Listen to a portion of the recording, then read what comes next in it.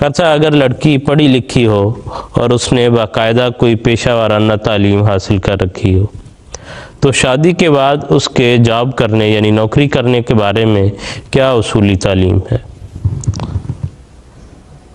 بات یہ ہے کہ جس طرح آپ نے سیدنا حضرت خلیفۃ المسیح ایدہ اللہ تعالیٰ بن نصر عزیز کے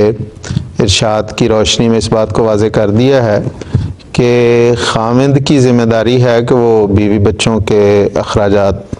ادا کرے. بیوی خواہ امیر ہو، غریب ہو، پڑھی لکھی ہو، ان پڑھ ہو، ملازمت کر رہی ہو یا فارغ ہو،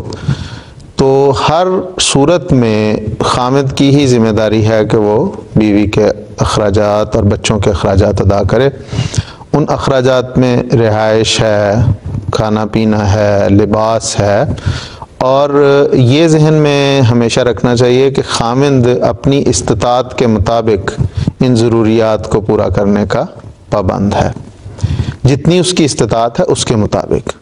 اگر خامند غریب ہے تو اپنی غربت کے مطابق جو وہ خود کھائے گا وہ بیوی بچوں کو مہیا کرے گا، اور اگر وہ امیر ہے تو جس طرح وہ خود اخراجات اپنے لیے کرتا ہے اسی طرح اپنی استطاعت کے مطابق بیوی بچوں پہ کرے گا. جہاں تک اس بات کا تعلق ہے کہ اگر عورت پڑھی لکھی ہے کہ اس نے اچھی تعلیم حاصل کی ہے تو اس کو ہر صورت میں خامند کی جب وہ شادی کے بعد وہ اس بات کی پابند ہے کہ اگر وہ کوئی نوکری کرنا چاہتی ہے تو خامند کی اجازت کے ساتھ ہی کرے گی. اگر خامند اس کی نوکری کرنے پہ خواہ وہ پڑھی ہوئی ہے، کوئی اس نے پیشہ ورانہ تعلیم حاصل کی ہوئی ہے، اگر وہ خامند نہیں چاہتا کہ اس کی بیوی ملازمت کرے تو نہیں کرے گی، کیونکہ ملازمت دراصل کمائی کا ایک ذریعہ ہے، اور خامند جب کہتا ہے کہ میں اس کی ضروریات خود پوری کروں گا تو عورت کو پھر اجازت نہیں ہے کہ وہ نوکری کرے. لیکن وہ جو بھی آمد ہوتی ہے عورت کی ملازمت سے، اس کی کمائی جو بھی ہوگی، وہ اس پہ خامند کا کوئی حق نہیں ہے. جس طرح حضرت صاحب نے بڑی وضاحت کے ساتھ بیان فرمایا ہے کہ اس پہ خامند کا کوئی حق نہیں. خامند اس پہ یہ نہیں کہ خامند کھٹو بن کے گھر بیٹھ جائے اور کہے کہ میری بیوی تو کماتی ہے، وہی گھر کے اخراجات چلائے، بیوی کے بچوں کے اخراجات اٹھائے. ایسی نہیں ہے بات، اور یہ بات بالکل درست، اس میں کوئی شک نہیں. حضرت صاحب نے جو فرمایا بالکل درست فرمایا کہ وہ اگر کوئی بیوی یہ سمجھتی ہے کہ اس کا خامند غریب ہے، ضرورت مند ہے، اور وہ ملازمت کی بھی اجازت اس نے دی ہے اپنی بیوی کو، اور بیوی پھر ملازمت کرنے کے بعد اس میں سے کچھ اپنے خامند پر بچوں پر خرچ کرتی ہے، تو یہ احسان ہے. اور احادیث میں اس کا نام صدقہ رکھا گیا ہے. چنانچہ حضرت عبداللہ بن مسعود کے متعلق آتا ہے کہ وہ مالی لحاظ سے کمزور تھے. ان کی بیوی حضرت زینب ان کا نام تھا، وہ بڑی امیر تھیں، ان کی جائیداد تھی اپنی، تو اس سے آمد ہوتی تھی. تو اس میں حضور صلی اللہ علیہ وسلم نے ایک موقع پہ خواتین کو صدقات وغیرہ، زیورات میں سے زکوٰۃ کی ادائیگی، اس قسم کی جو مالی تحریکات ہیں ان کی طرف توجہ دلائی. تو خواتین نے اسی وقت اس پر لبیک کہا، جو اپنی استطاعت کے مطابق انہوں نے اخراجات کیے. لیکن حضرت زینب جو حضرت عبداللہ بن مسعود کی بیوی تھی، انہوں نے اپنے خامد سے کہا کہ حضور نے یہ تحریک فرمائی ہے تو اس پہ تو میں اپنی استطاعت کے مطابق خرچ کروں گی ہی. تو یہ حضرت صاحب سے پوچھا جائے، حضور صلی اللہ علیہ وسلم سے پوچھ کے آؤ کہ اگر میں تم پہ اور جو گھر میں یتیم بچے ہیں ان پہ میں اخراجات کروں تو کیا یہ میری وہ صدقہ شمار ہوگا؟ تو ظاہر ایک تھوڑی سی اس میں امبیرسمنٹ فیل ہوتی ہے خامند کو. تو انہوں نے حضرت عبداللہ بن مسعود نے کہا کہ میری بجائے آپ خود پوچھ لیں تو بہتر ہے. چنانچہ حدیث میں آتا ہے کہ وہ گئیں حضور صلی اللہ علیہ وسلم کی خدمت میں، حضور سے پوچھا تو حضور نے فرمایا کہ بالکل وہ صدقہ شمار ہوگا، بلکہ دوہرا ثواب اسے ملے گا، ایک صدقہ کرنے کا اور ایک اقربا پر خرچ کرنے کا.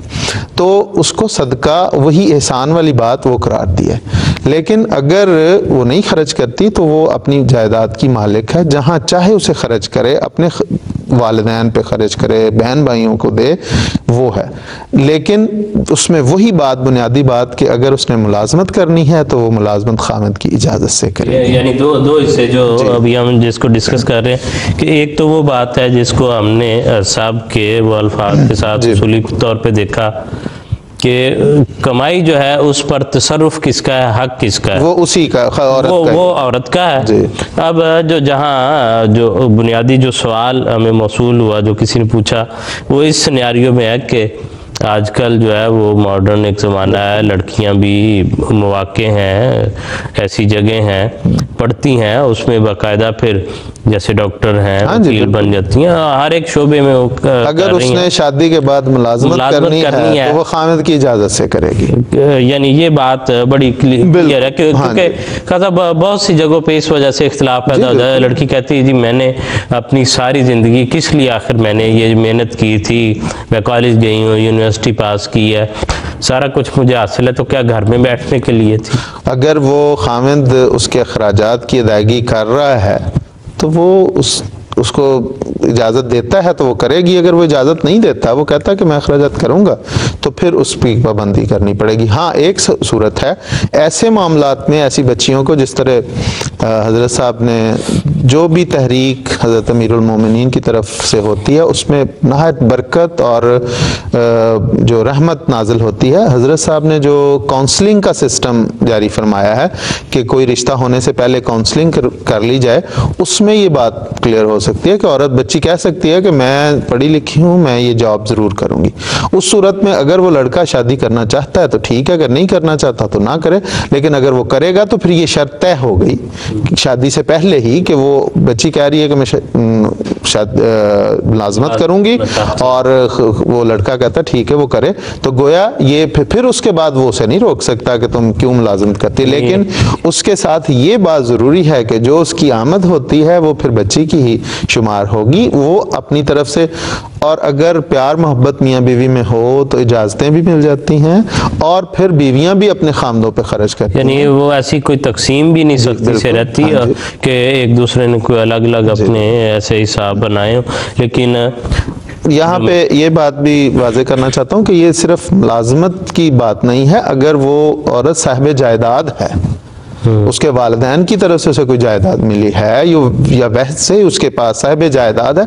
تب بھی وہ جائیداد یا اس جائیداد سے ہونے والی آمد جو ہے وہ عورت کی ہی ملکیت شمار ہوگی، خامد اس پہ کوئی تصرف نہیں رکھتا، خامد اس پہ کوئی یہ نہیں جبر کر سکتا کہ تم ضرور اس میں سے مجھے دو۔ یہ صرف ملازمت سے ہونے والی کمائی کی بات نہیں ہے، ہر جگہ ہر قسم کی جو اس کی جائیداد یا اس کی آمد ہے اس میں یہی ہے۔ جی بالکل ٹھیک ہے خاصا، جزاکم اللہ۔